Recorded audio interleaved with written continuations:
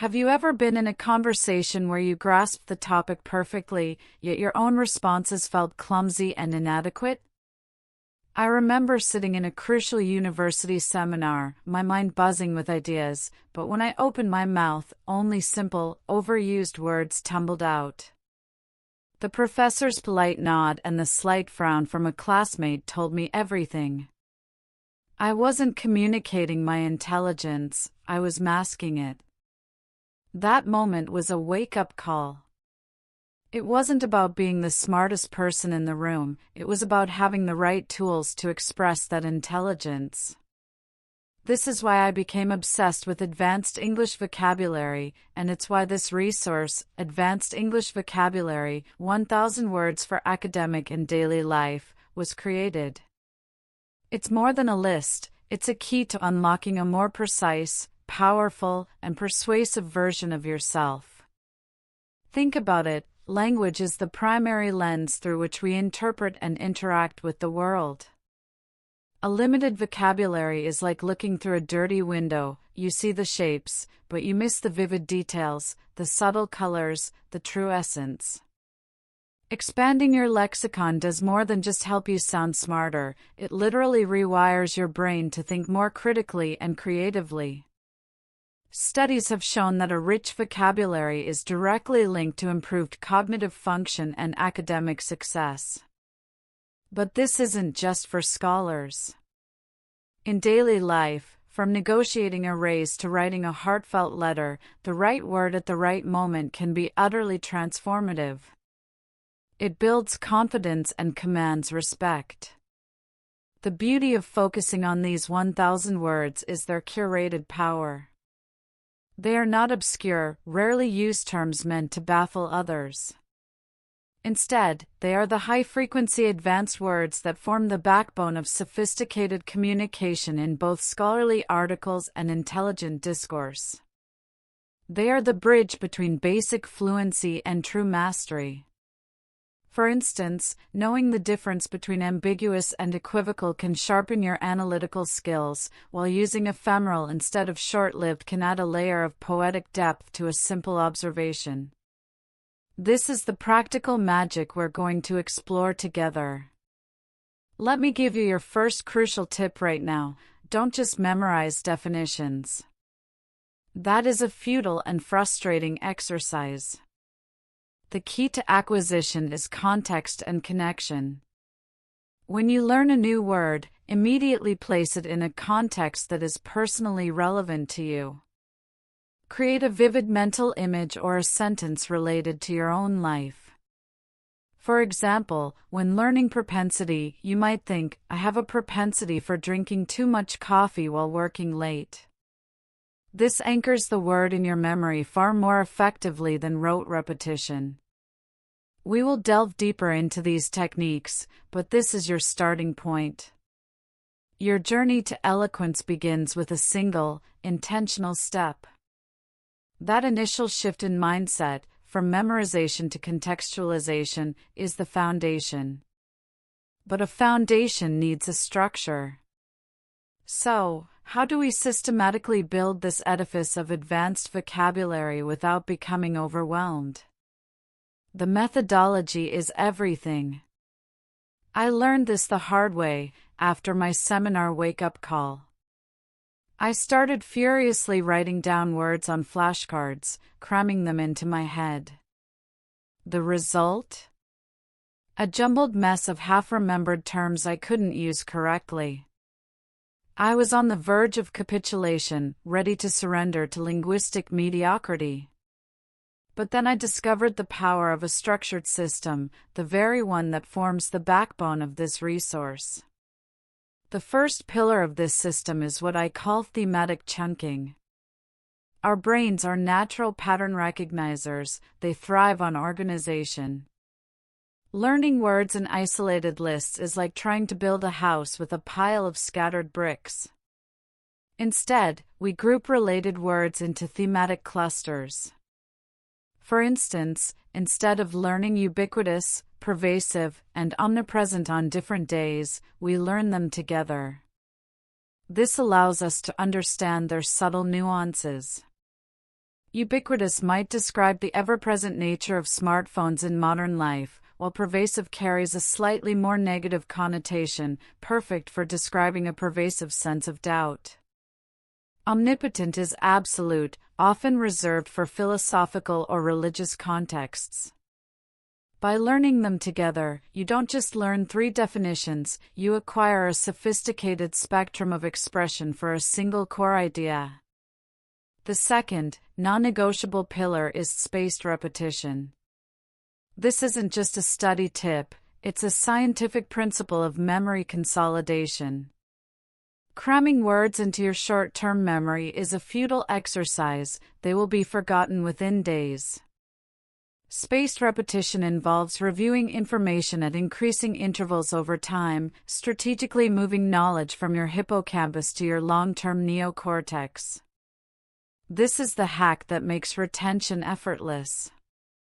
Technology is our greatest ally here. Utilize apps that employ this algorithm. You input the new words you're learning, and the app manages the review schedule for you, ensuring you see a word just as you're about to forget it. This method transforms the arduous task of revision into a smooth, highly efficient process. It's the difference between pushing a boulder up a hill every day and letting a pulley system do the work for you. Let's make this practical with a cluster right now. Consider the theme of criticism. You likely know criticize. Now, let's elevate that. Lambaste means to criticize harshly and publicly. Excoriate is similar but implies severe condemnation, literally to flay the skin off. Censure is a formal, often official, expression of strong disapproval. Reprove is to gently and kindly correct someone. And pan, used as a verb, means to criticize a play, movie, or other work severely. See? You now have a precise tool for every critical scenario, from formally censuring a political action to gently reproving a friend. This is the power of thematic chunking. You are not just collecting words, you are building a functional, accessible toolkit. But understanding a word's meaning and being able to use it actively are two entirely different domains.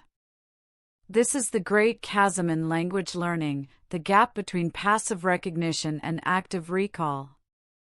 You can read the word superfluous and understand it perfectly, but will it come to your aid when you need to describe the unnecessary third paragraph in a report? This was my next hurdle. I had a mental catalog of impressive words, but they remained trapped, stubbornly refusing to appear in my speech or writing. The key to springing them loose was a conscious, deliberate process of integration. The transition from passive to active vocabulary is not a passive process, it requires intentional effort. The most effective strategy one discovered is called deep processing. This goes beyond simply using a word in a sentence.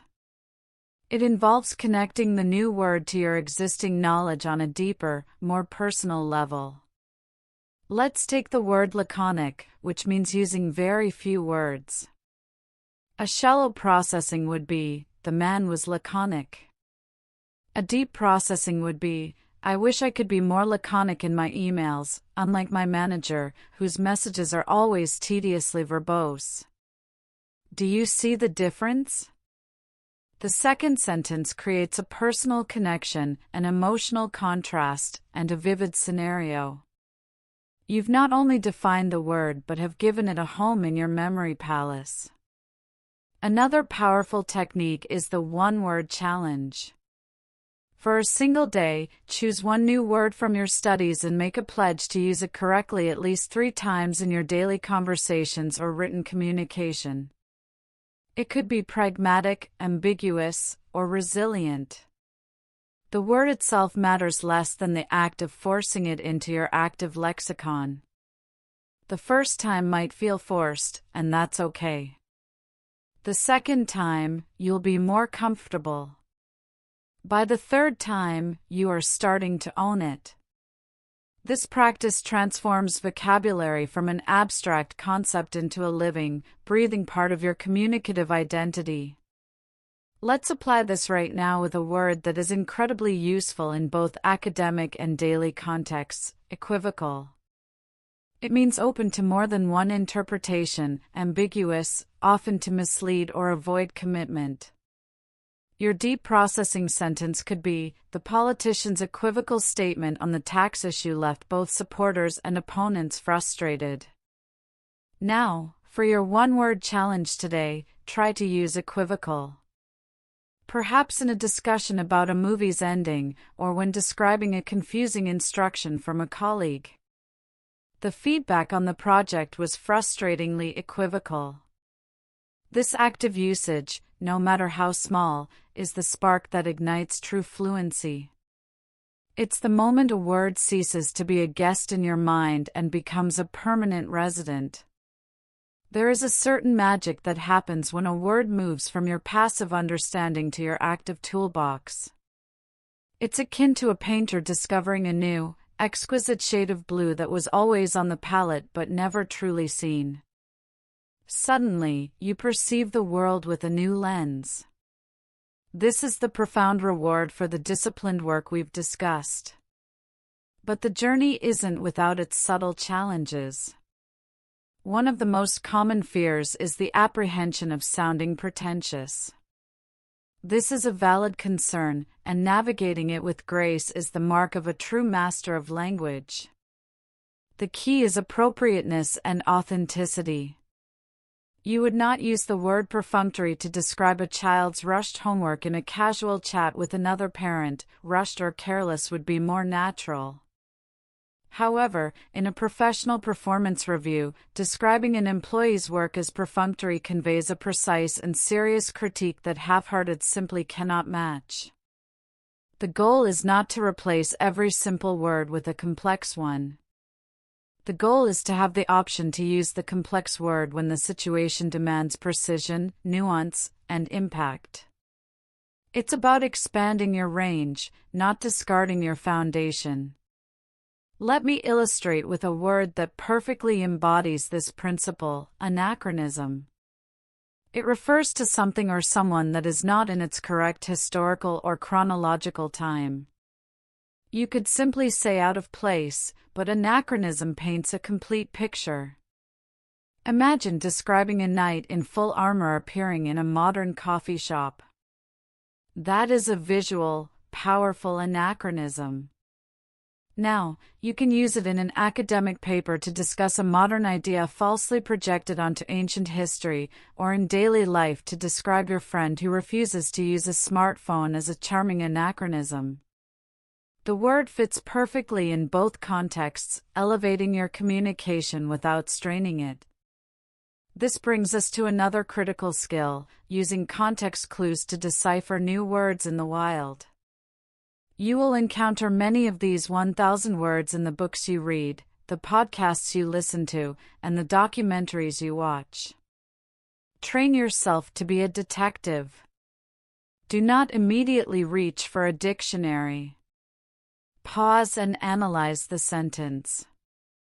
The surrounding words are your best allies.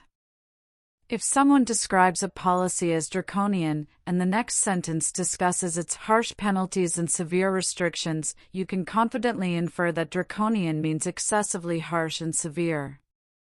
This active engagement solidifies the word's meaning in your mind far more effectively than a passive lookup. It turns every piece of content you consume into a potential vocabulary lesson. The true power of this vocabulary journey reveals itself not in isolated moments, but in its cumulative effect on your entire communicative presence. It's the difference between having a single tool and possessing a fully stocked workshop. Suddenly, complex ideas become manageable because you have the precise language to dissect them. Arguments become more persuasive because you can articulate nuances that your opponents might overlook. This is where we move beyond individual words and start to appreciate the architecture of sophisticated expression. Let's take a concept that is both academically and personally relevant: resilience. Everyone understands the basic idea of bouncing back. But with an advanced vocabulary, you can explore its facets. You can discuss the adversity that tests one's fortitude. You can describe a person's indomitable spirit in the face of tribulation.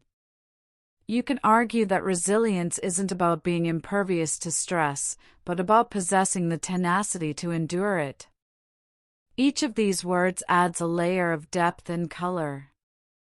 They allow you to move from a simple statement, "She is strong," to a powerful observation, "Her tenacity in the face of such profound adversity is a testament to an indomitable human spirit." The first is an observation, the second is an insight. This precision is particularly crucial in professional and academic environments. Consider the word ubiquitous. In a technology meeting, instead of saying "everyone uses smartphones now," you could state, "Smartphone technology has become ubiquitous, fundamentally altering consumer behavior." This doesn't just sound smarter, it conveys a sense of overwhelming pervasiveness that the simpler sentence lacks. It demonstrates a command of the topic. Similarly, in an essay, describing a historical period as tumultuous rather than very unstable immediately sets a more academic and analytical tone. Your reader recognizes your capacity for nuanced thought. This brings me to a vital piece of advice: read voraciously and listen critically. The final step to mastering these 1,000 words is immersing yourself in environments where they live and breathe. Do not just read for content, read for language. When you encounter a word you've recently studied, pause and appreciate its context. Listen to sophisticated podcasts or lectures and pay attention to the speaker's diction. How do they use paradigm or conjecture? This constant, low-level exposure is the final polish on your new linguistic skills. It acclimatizes your ear to the rhythm and flow of advanced English, making it feel increasingly natural to produce it yourself. The architecture of a sophisticated vocabulary is built upon understanding the subtle, often razor-thin differences between synonyms. This is where true mastery lies. It's the difference between sounding like you've memorized a list and demonstrating a genuine command of the language's depth. Let's delve into a cluster that is absolutely essential for critical thinking and articulate expression: words relating to intelligence and knowledge. You know, smart and knowledgeable. But now, consider erudite. An erudite person possesses profound, book-learned knowledge. Then there is astute, which implies sharpness and practical insight, often in specific situations. A shrewd person is astute, but with a layer of sharp, sometimes cunning, judgment, especially in business. Perspicacious is a step further, describing someone who has a keen mental perception and understanding. It's a penetrating intelligence that sees clearly to the heart of matters.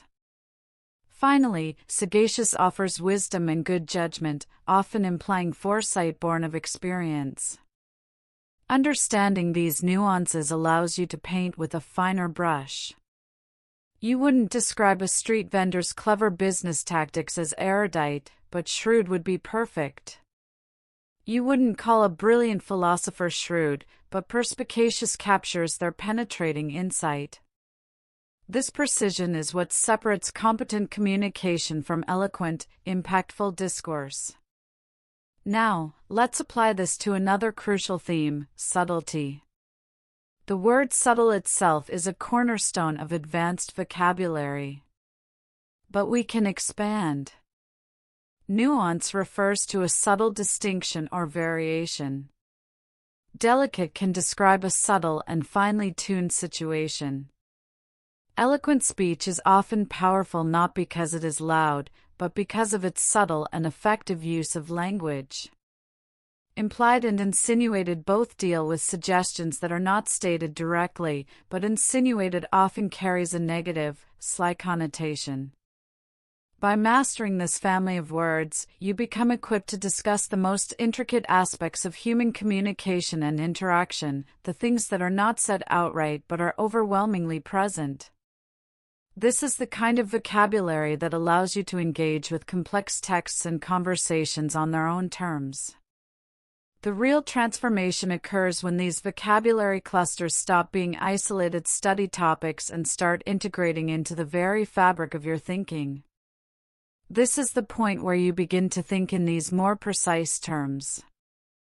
Let's explore two powerful thematic clusters that are incredibly useful for analyzing situations, whether in a boardroom, a literary essay, or a current events discussion: words of reduction and words of destruction. First, reduction. We all know reduce. But let's add precision.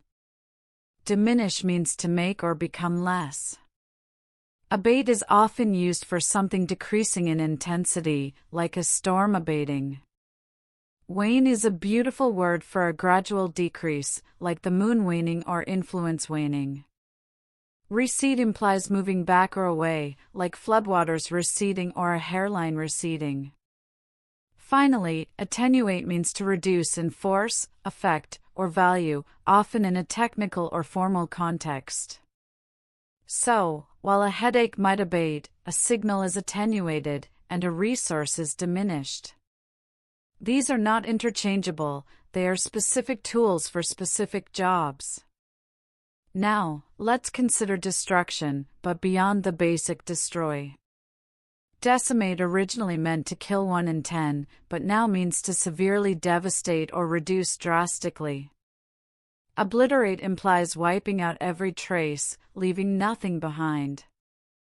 Annihilate suggests complete destruction to the point of non-existence. Eradicate is to destroy completely, with a sense of pulling out by the roots, often used in the context of diseases or problems. Dismantle is to take something apart piece by piece, which can be a physical or systematic destruction. You don't annihilate an argument, you dismantle it logically. You don't dismantle a city in a war, you might obliterate it. This precision is what allows for powerful, unambiguous communication. The practical exercise for this session is to take these two clusters and write one sentence for each word, forcing yourself to create a context that highlights its unique meaning. For example, the company's profits continued to wane over several quarters. The new evidence obliterated the prosecutor's carefully constructed case. This act of creation is the final, crucial step in moving the word from a concept you understand to an asset you own. Now, let's turn our attention to a duality that governs much of our communication and comprehension: the interplay between complexity and simplicity. Having the vocabulary to describe both ends of this spectrum is incredibly powerful. It allows you to praise a brilliant explanation for its clarity, or critique a weak argument for its unnecessary obscurity. This is where we move from naming things to evaluating ideas with precision. On the complexity side, we have words like labyrinthine. This suggests a complex, maze-like structure that is difficult to navigate, such as a labyrinthine legal system. Convoluted implies twisted and complicated, often to the point of being intentionally confusing. A convoluted plot in a novel can be frustrating. Byzantine carries a historical weight, describing something highly complex and intricate, often involving elaborate scheming. Esoteric refers to knowledge that is intended for and understood by only a small group with specialized knowledge. Recondite takes this further, meaning something that is obscure and difficult for the average person to understand. Conversely, the ability to distill complexity into simplicity is a hallmark of genius. For this, we need words beyond simple. Lucid describes writing or speech that is exceptionally clear and easy to understand. Perspicuous is a more formal synonym, meaning clearly expressed and easily understood. Succinct expresses much in few words, it's brief and clear. Pellucid means translucently clear, both in a literal sense and for style or meaning. Axiomatic describes something that is self-evident or unquestionably true, representing a foundational simplicity. Your ability to use these words gives you a critical framework. You can now say, while the author's thesis is inherently complex, her explanation is remarkably lucid, avoiding convoluted jargon. Or, his esoteric references made the lecture largely inaccessible, a shame since the core concept was almost axiomatic. This is the language of effective analysis. It demonstrates that you are not just processing information, but you are also evaluating the quality and form of its presentation. This is a critical skill in any field, from reviewing a colleague's report to deconstructing a political speech. Your practical task is to identify one piece of communication you encountered today, an email, a news article, a social media post, and classify it using one word from the complexity cluster and one from the simplicity cluster. Justify your choice mentally. This daily habit sharpens your analytical skills and actively reinforces your new vocabulary. The journey we are on is one of intentional curation. It is not about hoarding words indiscriminately, but about strategically selecting those that offer the highest return on your intellectual investment. This leads me to a crucial framework for understanding the 1,000 words in this resource, thinking of them in terms of utility and frequency. Some words are workhorses, versatile powerhouses you will use weekly. Others are precision instruments, reserved for specific, impactful moments. Recognizing this spectrum is key to using your new vocabulary with confidence and not anxiety. Let me introduce the concept of vocabulary tiers. Tier 1 words are your basic, foundational vocabulary: run, house, good. Tier 2 words are high-frequency words found across a variety of domains: contradict, benevolent, hypothesis. These are the words that mature your language and are the primary focus of our endeavor. They are the bridge words. Then there are Tier 3 words, which are low-frequency, domain-specific terms like isotope in science or sonnet in poetry. While important in their fields, they are not our primary target for general academic and daily eloquence. The magic of this curated list is that it concentrates on the most potent Tier 2 words. A word like ubiquitous is a Tier 2 superstar. It appears in tech articles, sociology papers, and everyday conversations about fashion trends. It is immensely versatile. Similarly, equivocal, lucid, and astute are all Tier 2 jewels. They have a high utility frequency. On the other hand, a word like salubrious, meaning health-promoting, is more niche. It's good to know, but you won't deploy it as often. Understanding this allows you to prioritize your energy. You will spend more time deeply integrating the versatile paradigm than the more limited prolegomenon. This is why the thematic chunks are so effective. When you learn a cluster of words for criticism, you are essentially acquiring a set of Tier 2 tools for a very common human activity. You are building a functional subsystem within your language database.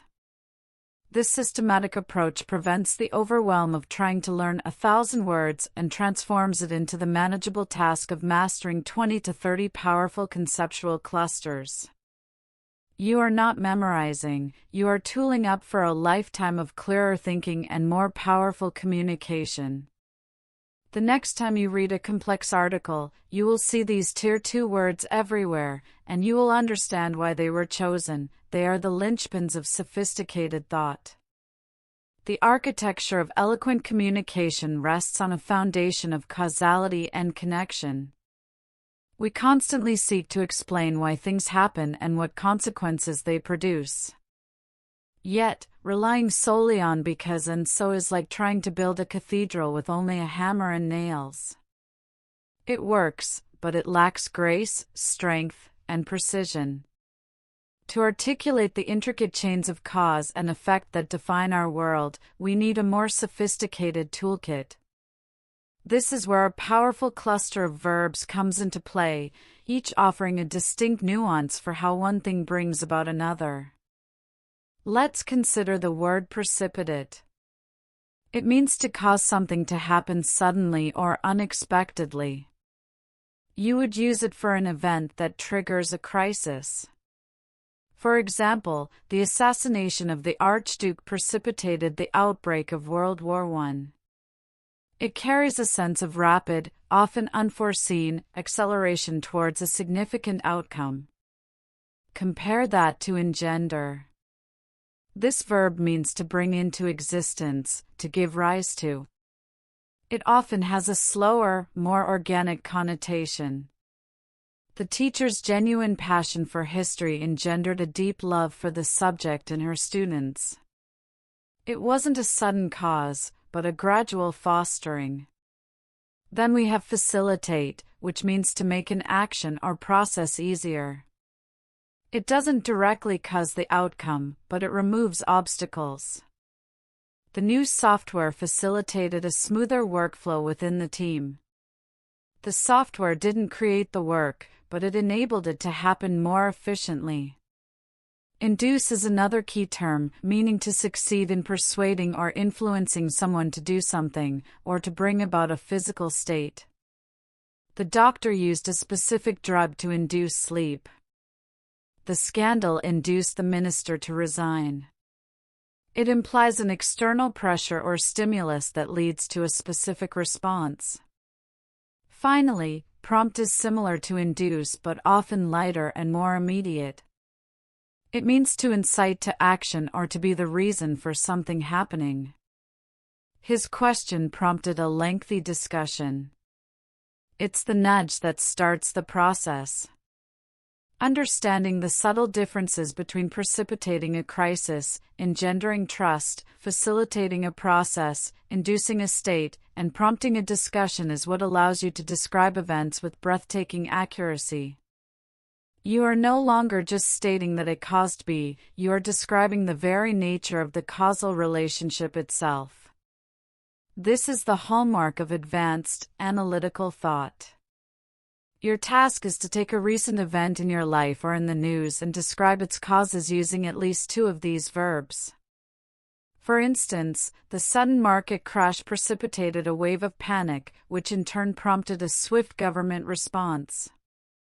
This practice wires these words into your active neural pathways. But a rich vocabulary is not merely for description or analysis, it is also a formidable tool of influence. The ability to persuade, to sway opinion, and to inspire action is rooted in the precise use of language. Let's explore a cluster of words dedicated to the art of influence, each capturing a different method and tone.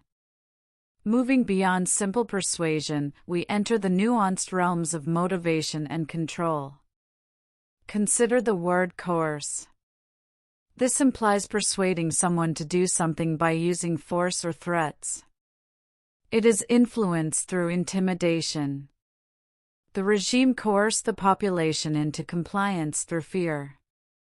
This is starkly different from cajole, which means to persuade someone to do something by sustained coaxing or flattery. I managed to cajole my friend into helping me move on a Saturday. One is heavy-handed, the other is light and playful. Then there is entreat, a more formal and earnest word meaning to ask someone earnestly or anxiously to do something.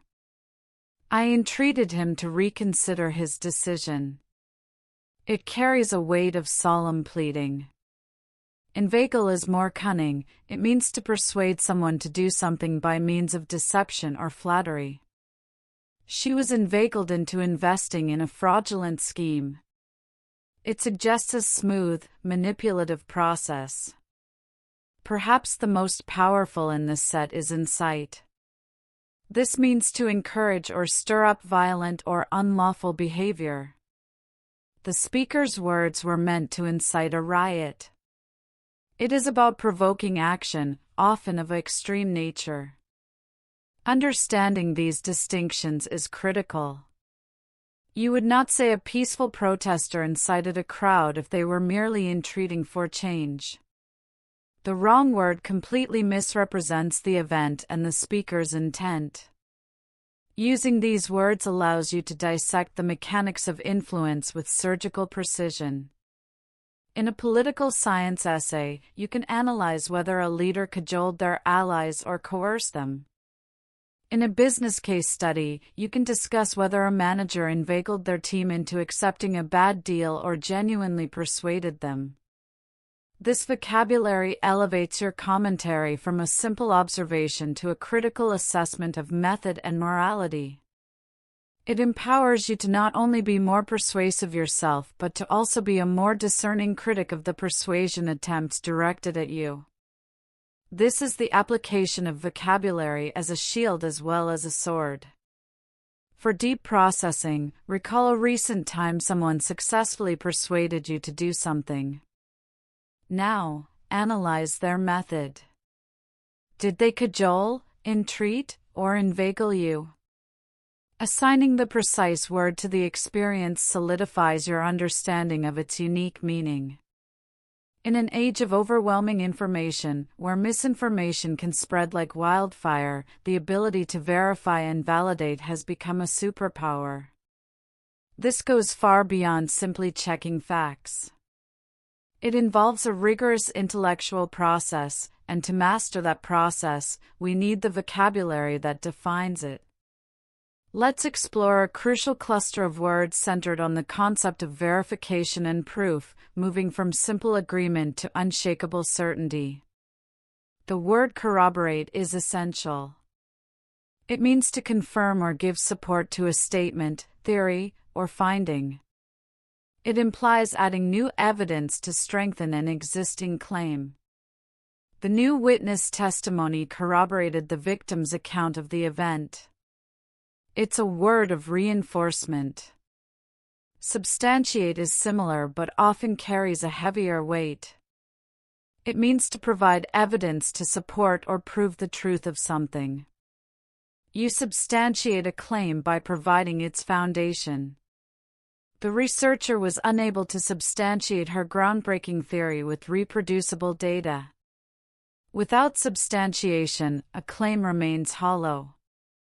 Then we have ascertain, which focuses on the act of finding something out for certain. It's the process of verification. The detective sought to ascertain the exact time of death. It's a word of active investigation and discovery. Authenticate is more specific. It means to prove or show something to be genuine, true, or valid. You authenticate a painting, a signature, or a document. The expert was called in to authenticate the lost manuscript. It's the final, authoritative seal of approval. Finally, consider vindicate. This powerful word means to clear someone of blame or suspicion, or to prove that someone was right. The new evidence completely vindicated the scientist, whose theories had been mocked for decades. It carries a triumphant sense of justice and ultimate validation. Understanding this cluster transforms how you interact with information. You don't just check a fact, you seek to corroborate a story with multiple sources. You don't just believe a theory, you look for the data that substantiates it. You don't just assume something is real, you wait for an expert to authenticate it. This vocabulary equips you to navigate the modern world not as a passive consumer of information, but as an active, discerning, and rigorous investigator. It is the language of intellectual integrity. For your deep processing exercise, take a current news story and frame it using these terms. Ask yourself, what evidence would be needed to corroborate the main allegation? Has the primary source substantiated their claims? How can the public ascertain the truth? This practice turns abstract vocabulary into a concrete critical thinking tool. A sophisticated vocabulary is not merely about action, it is equally about inaction, obstruction, and the subtle forces that hinder progress. To articulate the full spectrum of human experience and the challenges within it, we must be able to precisely name the barriers we face. This brings us to a vital thematic cluster, words that define obstacles and hindrances. Understanding these nuances allows you to move beyond vague terms like problem and diagnose the specific nature of a challenge. Let us begin with impediment. This refers to a hindrance or obstruction in doing something. It often suggests a structural or ongoing issue. His stutter was a significant impediment to his dream of becoming a broadcaster. It is a thing that stands in the way. Compare that to deterrent. A deterrent is something that discourages or is intended to discourage someone from doing something. Its power is psychological. The severe punishment was meant to act as a deterrent to potential criminals. It doesn't physically block the action, but it makes the cost seem too high. Then we have hindrance, which is similar to an impediment but can often feel slightly less formal or permanent. The bad weather was a hindrance to our picnic plans. It is something that causes delay or interruption. Obstruction is a powerful word that implies something that physically blocks a pathway or process, often deliberately. The fallen tree was an obstruction on the road. The senator was accused of obstruction of justice. Finally, consider encumbrance. This is a splendid word for a burden or impediment that weighs you down. It often carries a sense of something cumbersome or financially burdensome. The massive loan was an encumbrance on the young company's growth. It is a weight that slows progress. Mastering this cluster enables you to diagnose with precision. A lack of funding is an impediment to research. The fear of failure can be a powerful deterrent. A minor paperwork error is a hindrance. A deliberate legal maneuver is an obstruction. A large, inherited debt is an encumbrance.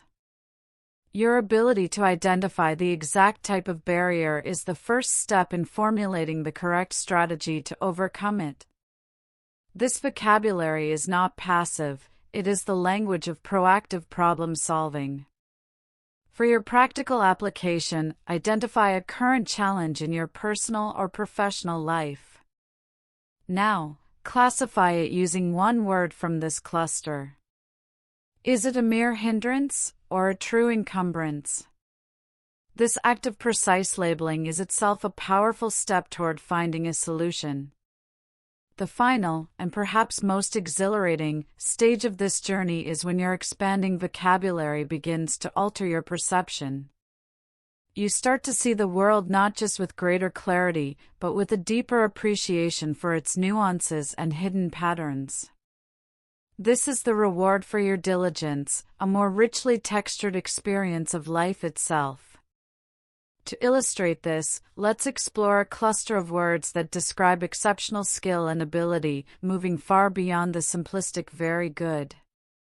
Consider the word prodigy. This refers to a person, especially a young one, endowed with exceptional qualities or abilities. It implies a natural, often innate, talent that manifests early.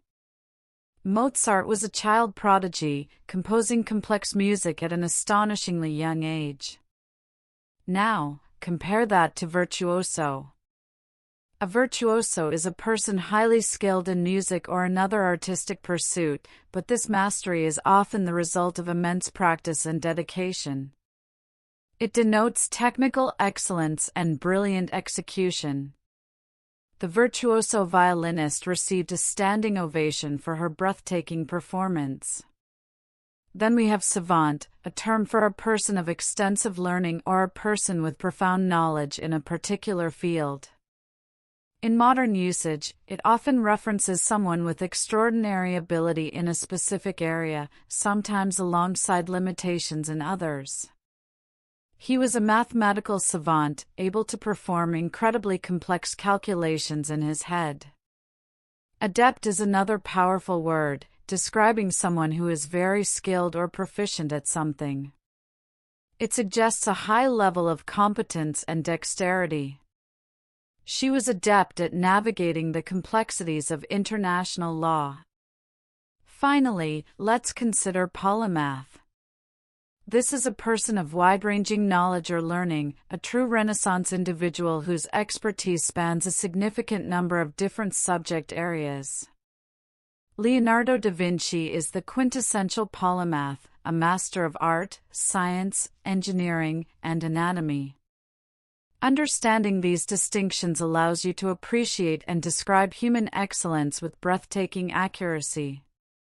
You can now distinguish between the innate genius of a prodigy, the practiced mastery of a virtuoso, the specialized intensity of a savant, the reliable skill of an adept, and the breathtaking breadth of a polymath.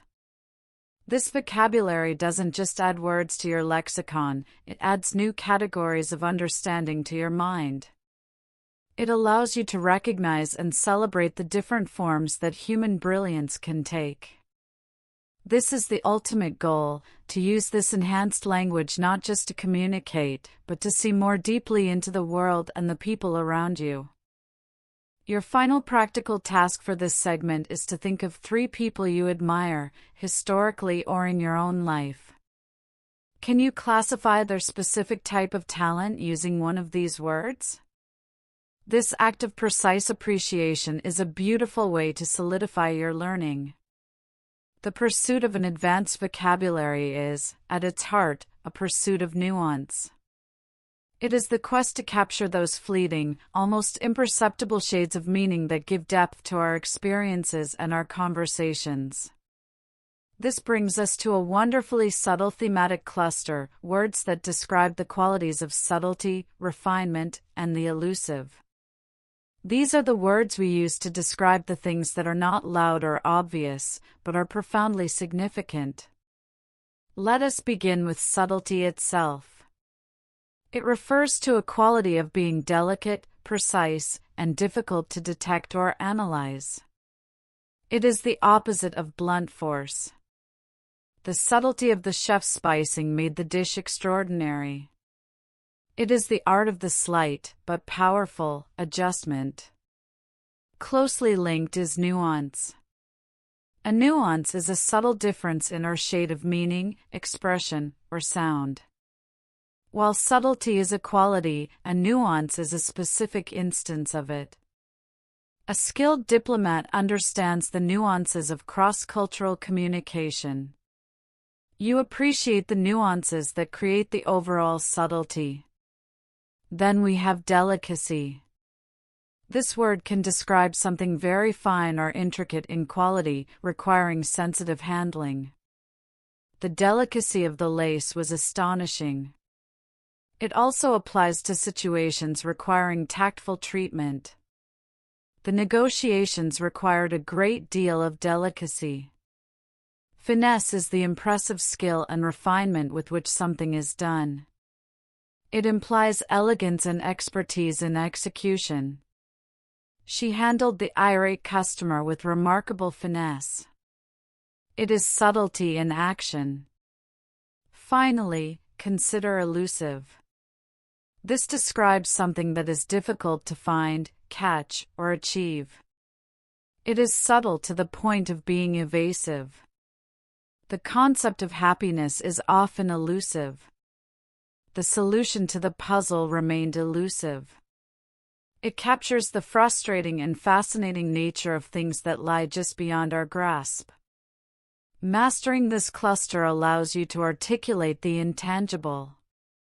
You can now praise a writer for the subtlety of their character development, discuss the cultural nuances in a film, admire the delicacy of a legal negotiation, appreciate the finesse of a musician's performance, and describe the search for truth as an elusive quest. These words give you the language to discuss the space between the lines, the whispers beneath the shouts. They are the tools for describing the most refined aspects of art, personality, and thought. This is the language of a discerning mind, a mind that notices what others overlook and has the words to bring those observations to light. Your practical task is to find an example of subtlety in your environment today, a subtle change in the light, a subtle flavor in your food, a subtle expression on a friend's face. Then, describe it using one of these words. This practice trains you to not only use the vocabulary but to perceive the world it describes. We have equipped ourselves with the language of subtlety and obstruction, of influence and verification. But the world is not a static place, it is in a constant state of flux. To describe the dynamic nature of existence, the relentless tide of change that defines everything from technology to our own personal lives, we require a vocabulary that captures the myriad forms of transformation. This is not just about change, but about its quality, its pace, and its ultimate impact. Let us delve into a cluster of words centered on transformation, beginning with metamorphosis. This signifies a profound, dramatic change in form, structure, or substance, often suggesting a complete transmutation into something new. The caterpillar's transformation into a butterfly is the classic example. We can also speak of a company undergoing a metamorphosis from a traditional retailer into a digital platform. Contrast this with transmute. This verb specifically implies changing something in substance, form, or nature into a different, often higher, state. It has an alchemical quality. The artist sought to transmute his personal grief into powerful poetry. It is a change of essence. Then we have evolution. This denotes a gradual, developmental process of change, often toward a more complex or advanced state. The evolution of the smartphone over the past 2 decades has been remarkable. It is slow, iterative, and cumulative. Pivot, a more modern term, describes a fundamental change in strategy, direction, or business model. The startup had to pivot quickly when their initial product failed to gain traction. It implies a swift, strategic turn in response to new information or circumstances. Finally, consider ossify. This is the dark counterpart to transformation. It means to turn into bone or become rigidly fixed in attitude or habit, to cease developing. The organization's once flexible policies had ossified over time, stifling innovation. It is the vocabulary of stagnation. With this cluster, your analytical power grows exponentially. You can now distinguish between a company's gradual evolution, a sudden strategic pivot, a radical metamorphosis of its core identity, or a tragic descent into ossified bureaucracy. You can describe a friend's journey not just as change, but as a personal metamorphosis, or discuss how a political movement transmuted hope into action. This vocabulary allows you to map the currents of change itself, to describe not just what is different, but the very nature of the difference. For your deep processing, reflect on a significant change you have witnessed in your career, community, or personal growth. Now, classify it. Was it an evolution, a pivot, or a metamorphosis? Assigning the precise term forces you to analyze the change's depth, speed, and fundamental nature, solidifying these words as tools of understanding. The true power of a rich vocabulary becomes most evident when we move from describing the external world to navigating the intricate landscape of human judgment and perception. How we assess, evaluate, and interpret information is the bedrock of critical thinking. To do this with sophistication, we need words that go beyond good and bad, right and wrong. We need a lexicon for the art of judgment itself. Let us explore a cluster of words dedicated to sharp perception and keen judgment. The word discern is our foundation. It means to recognize or perceive something that is not immediately obvious. It implies careful observation and insight. A seasoned art collector can discern an authentic masterpiece from a clever forgery. This leads us to discriminate. In its most neutral and powerful sense, it means to recognize a distinction, to differentiate with precision. A trained palate can discriminate between the subtle flavors of single-origin chocolates. It is the act of making fine distinctions. Distinguish is similar, but often used when recognizing something as superior or unique. She distinguished herself in the field of neuroscience with her groundbreaking research. It can also mean to perceive a difference. It is difficult to distinguish the twin brothers apart. Now, consider ascertain, which we have touched upon, but fits perfectly here. It means to find something out for certain through investigation or examination. The auditor sought to ascertain the true financial state of the company. It is the active process of finding definitive proof. Finally, we have appraise.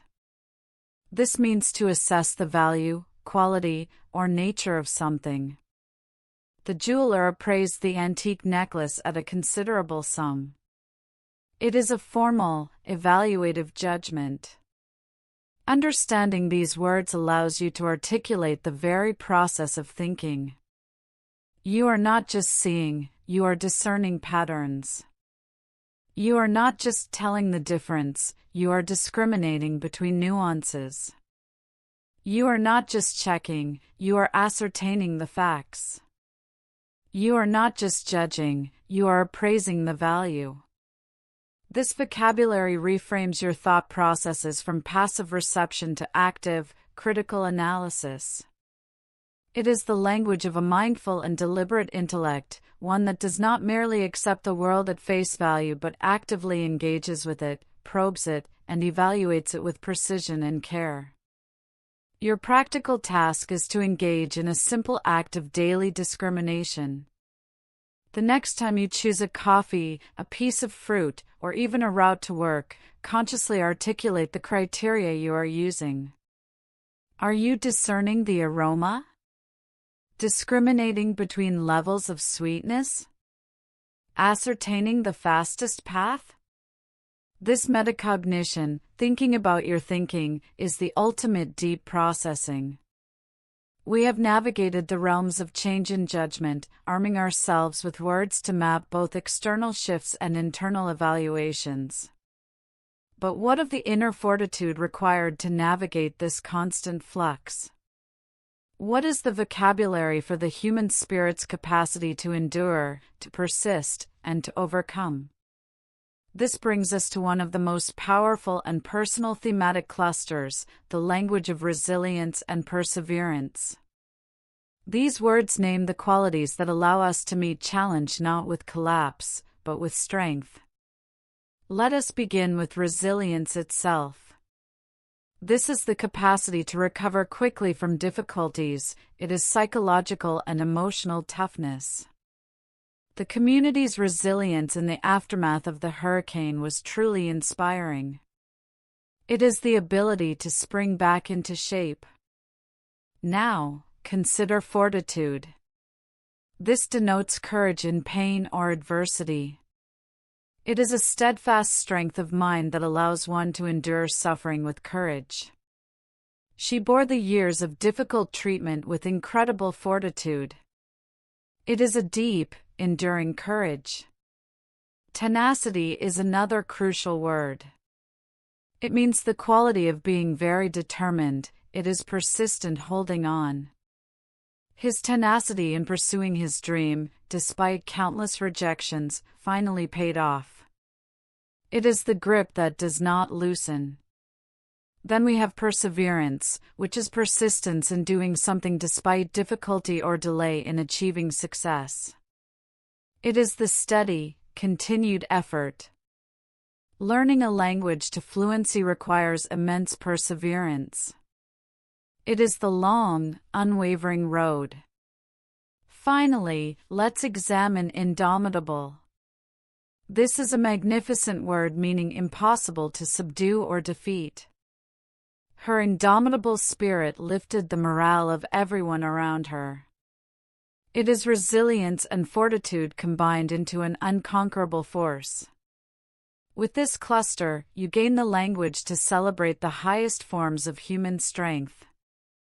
You can now accurately describe the resilience of an ecosystem, the fortitude of a patient, the tenacity of an entrepreneur, the perseverance of a student, and the indomitable will of a freedom fighter. These words do more than describe, they honor. They allow you to recognize and affirm the strength in others and in yourself. They provide a framework for understanding how challenges are met and overcome, moving beyond simple labels of strong to a nuanced appreciation of the very nature of strength. For your deep processing, reflect on a time you faced a significant challenge. Which of these words most accurately captures the quality of your response? Was it primarily resilience, tenacity, or fortitude? Articulating this not only reinforces the vocabulary but also helps you construct a more powerful narrative about your own capabilities. Have you ever met someone whose presence simply lights up a room? And conversely, have you encountered someone whose negative energy seems to drain the very air from a space? Our social and professional worlds are built upon such intangible qualities of character. To navigate them effectively, we need a precise vocabulary to describe these powerful, often unspoken, human traits. This brings us to a pivotal cluster of words that define our most admirable and our most cautionary, personal qualities. Let's begin with the positive. Charisma is that compelling charm that can inspire devotion in others. A charismatic leader possesses a magnetic quality that is almost irresistible. Integrity is the quality of being honest and having strong moral principles. It is the bedrock of trust. Empathy is the ability to understand and share the feelings of another, a crucial skill for meaningful connection. Resourcefulness is the ability to find quick and clever ways to overcome difficulties. And diligence denotes careful and persistent work or effort. Now, let's confront their shadows. The opposite of charismatic might be insipid, which means lacking flavor, vigor, or interest. An insipid personality is bland and forgettable. The antithesis of integrity is duplicity, which means deceitfulness, double-dealing. A person characterized by duplicity cannot be trusted. A lack of empathy could be described as callousness, meaning a disregard for others' feelings. The opposite of resourcefulness is ineptitude, a lack of skill or ability. And the counter to diligence is negligence, which is failure to take proper care over something. Understanding this duality is empowering. It allows you to articulate not just what you aspire to be, but also what you strive to avoid. You can praise a colleague's resourcefulness in solving a crisis or critique a company's negligence in safety procedures. You can describe a friend's genuine empathy or a politician's blatant duplicity. This vocabulary gives you the power to make nuanced character assessments and to understand the dynamics of teams and relationships with far greater clarity. It moves you from vague feelings of liking or distrust to a clear, articulate understanding of the reasons behind those feelings. Your practical task is to conduct a character analysis, not of a fictional person, but of a public figure or even a character trait in yourself. Identify one positive quality from the first list and its potential shadow from the second.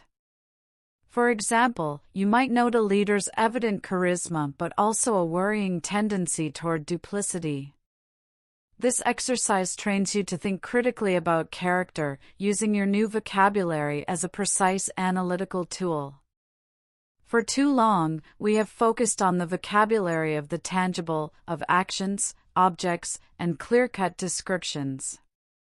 But the most profound ideas, the ones that shape civilizations and ignite revolutions, often reside in the abstract. To engage with the grand conversations of philosophy, science, and art, we must be able to grasp and manipulate these intangible concepts. This requires a final, powerful cluster of words, the language of abstract relations and fundamental concepts.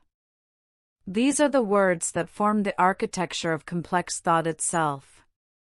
Let us begin with paradigm. This is a typical example or pattern of something, a model. But more powerfully, it signifies a framework of ideas, standards, and assumptions that defines a reality for a community. Einstein's theory of relativity introduced a new paradigm for understanding the universe. To shift a paradigm is to change the very lens through which we see the world. Next, consider dichotomy. This denotes a division or contrast between two things that are represented as being opposed or entirely different. The dichotomy between mind and body has been a central debate in philosophy for centuries. It is a clean, often overly simplistic, split. For a more nuanced separation, we have disparity. This means a great difference, often an unfair one. The economic disparity between the social classes was glaring. It implies an inequality where a dichotomy suggests a mere difference. Now, let's explore confluence. This beautiful word describes the process or point where two things merge or flow together. It can be literal, like rivers, or figurative. The Renaissance was a remarkable confluence of art, science, and humanism. It is the vocabulary of synthesis and connection. Finally, we have ubiquity. We've mentioned it before, but it deserves its place here as an abstract concept. It means the state of being everywhere at once. The ubiquity of digital technology has reshaped modern society. It describes a pervasive, omnipresent quality. Mastering this cluster allows you to participate in the highest levels of discourse. You can now discuss a scientific paradigm shift, analyze the false dichotomy presented in a political argument, critique the social disparity revealed in a report, praise the confluence of ideas in a collaborative project, and ponder the cultural impact of the ubiquity of social media. These words are the tools for building and deconstructing arguments about the very structures of our reality. They are not just for sounding intelligent, they are for thinking intelligently about the most complex and influential ideas that govern our lives. This is the ultimate destination of our journey, the point where vocabulary becomes the vehicle for genuine wisdom. Your final deep processing task is to take a current event or a trend in your field and analyze it using one of these abstract words. For example, is there a paradigm shifting in your industry? Is there a growing disparity that needs addressing? This final exercise solidifies your ability to wield these powerful conceptual tools.